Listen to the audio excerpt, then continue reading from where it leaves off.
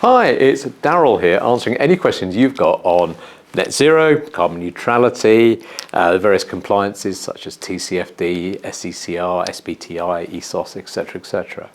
I love hearing your questions. I get a fair few thrown at me on the course of a day. What's today's question, Farah?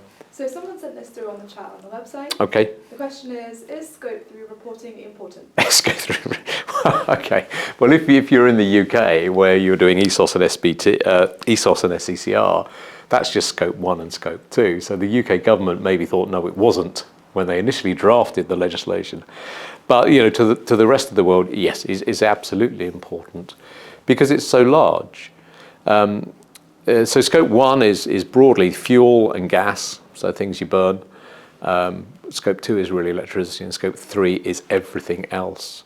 And if you just think about a small consultancy based in a small office, for example, in Manchester, they might have some electricity in the office, they might have some gas to fire their sort of heating system. But let's just imagine those consultants spend all their time flying around the world, speaking to clients, going to sales conferences, driving company cars, and don't forget you have to make a car and then dispose of it, etc. All of those things are Scope 3. And with one of my clients the other day, who is a professional services company, their footprint, let's see if I can get the numbers right, was 1,700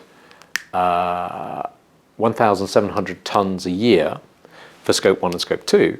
And when you put the Scope 3 in, which was a lot of business travel really, it went up to just slightly over 11,000.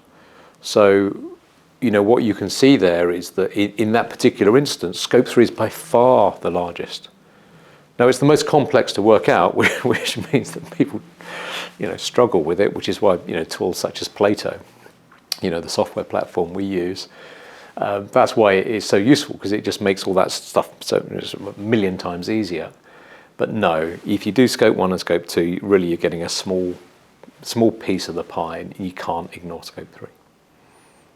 You convinced, Farah? Yeah, I guess I just feel bad for the people that don't have Plato. Oh, yeah, that's a sales plug if ever I heard one.